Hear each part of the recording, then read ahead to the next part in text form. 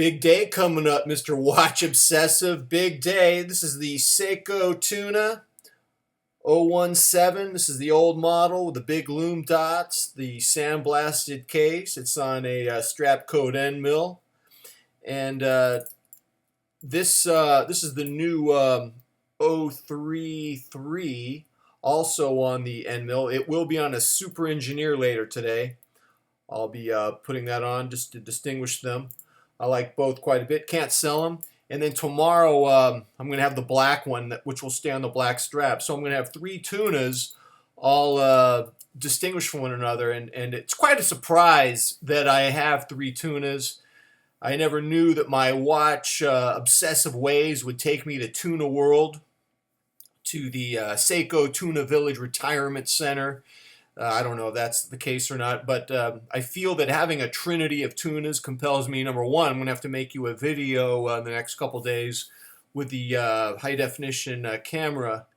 And number two, owning a trinity of Seiko tunas has a certain hallmark finality to it. I feel like this is a moment to step back and look at the forest. I've been so close to the trees that I want to talk about how a lot of us watch obsessives, we're so hardwired to be obsessive in our watch obsession. See, I was trying to talk to you, and all I could think about was the Seiko Tuna. You know, just unbelievable timepiece. I never knew that I was going to get three of them. But I wanted to talk about how, for those of us who are hardwired to be obsessed about watches, we need to reach a point where we just stand back, look at the forest, don't get too close to the trees.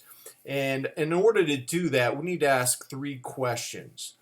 Question number one is, how much time do we want to invest in our very fun, enjoyable watch hobby until it becomes an affliction of torment?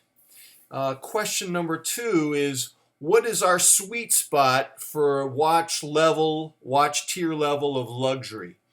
And question number three is, what is our endpoint exit strategy, if any? Why are you laughing about exit strategy? That's not funny. I'm sorry. I'm really sorry. So let's look at question number one. At what point we have to ask, as we stand back and look at the forest of our watch obsession, does our hobby no longer become a fun thing, but a horrible affliction, a disease? And I want to give you some information about this. I was talking to Johnny a while back, and he's sort of looking at the forest also. He's going through a period in his life where he's looking at the forest more than the trees. And that's good for him. I'm very happy for him for doing that. I remember he told me something about a man whose watch obsession clearly crossed the line. It crossed the line that should not be crossed. You could tell from this story that Johnny told me that his watch obsession was no longer fun. It was an affliction. It was a disease. The guy had bought a luxury watch. I don't know what it cost, $10,000, something like that. And he regretted it. And he couldn't return it. If he were to sell it, he was going to take a huge loss. And he was on the phone with Johnny. Johnny had to talk him down for like several hours. And I could just see it right now. I could see the guy like sweating, crying. I could just imagine he has like babies crying in the background, his wife screaming at him. Do you want to be like that guy with your watch obsession? Do you want to be calling some YouTube impresario, some guy you don't even know except through YouTube, and using him as your therapist to talk you down because you just bought a $10,000 watch? Is that a fun watch hobby to you?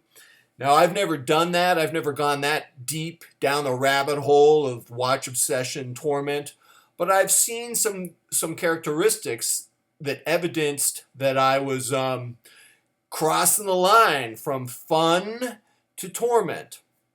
I've been in places, and I think you guys can identify with this, where like the last thought before I went to sleep at night was, should I put a leather strap on watch X, or should I put it on a steel bracelet? And the first thought when I woke up in the morning was the same dilemma, the same first world dilemma. I've been in situations where I was trying to read a book, and I had to put the book down and write a list of all the watches in my collection and which one was tier 1 and tier 2 and what, how my rotation was going to be for the week and what my wish list was and where my watch collection would be in 2 years from now or 3 years. And it was just too much, man. I've been in situations where I've been watching movies or television shows, and some dude was rocking a watch, and I didn't know what kind it was, and I could no longer follow the plot. All I could do was try to figure out what the hell that watch was. It drove me nuts. And so those are situations where I just think it's no longer fun. It's become a torment. And I have a theory about watch obsessions. I think a lot of watch obsession is about loneliness. I think a lot of watch obsessives are smart guys. They're obsessive guys. They have one-track minds. And I just think that type of personality can be very strong and very smart, but it can also alienate other people. And I think a lot of watch obsessives tend to be lonely. And the watch obsession is a compensation, an attempt to overcome loneliness. If you get this watch, this holy grail, it will somehow help you find connection.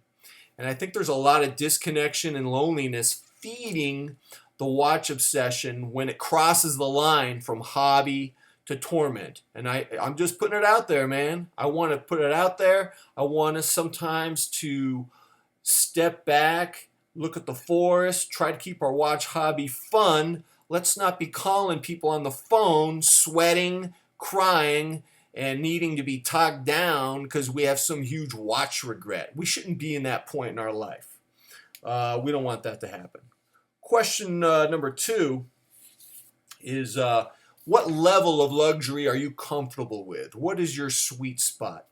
Now, I have 7 watches in my collection. I have the 3 Seiko Tunas. I have the Citizen ProMaster Black, which I feel so horrible. This doesn't get a lot of wrist time.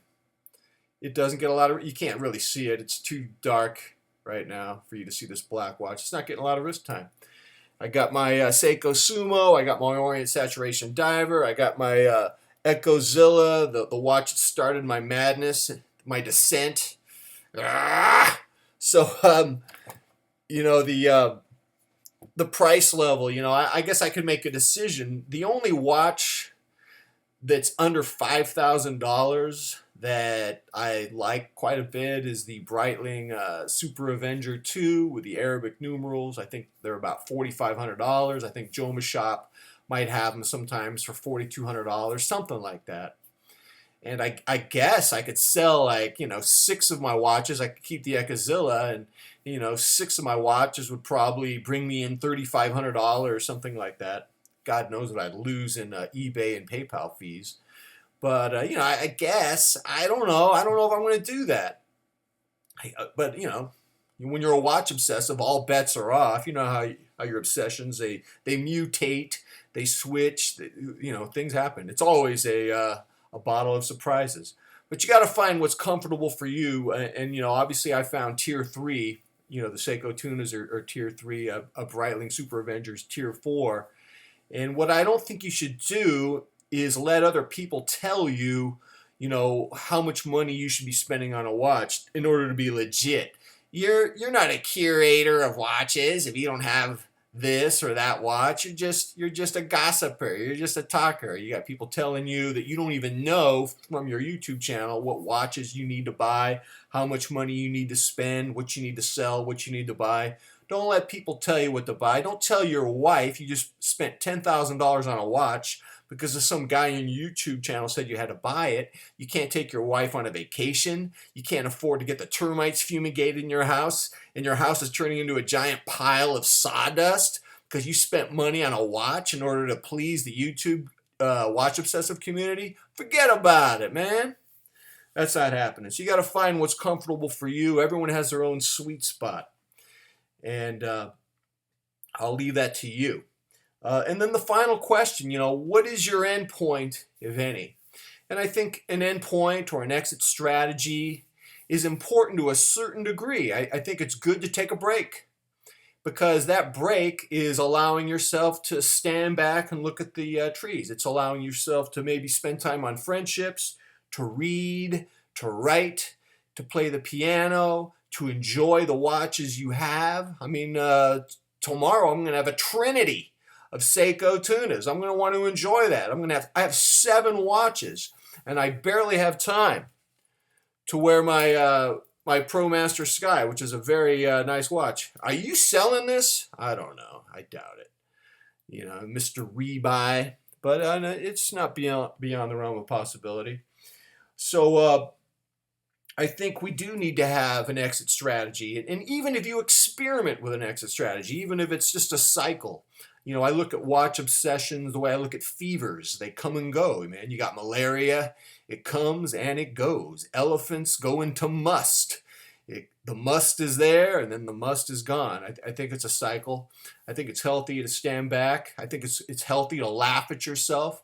I think it's healthy to look at some of these examples of men and women who've crossed the line where it's no longer a fun hobby. And am I going to buy a Breitling Super Avenger in a couple years? Or am I going to retire to Seiko Village? I don't know. But it's a hallmark for me. I got a Seiko Trinity, and it was time to get this off my chest. And until next time, I am out.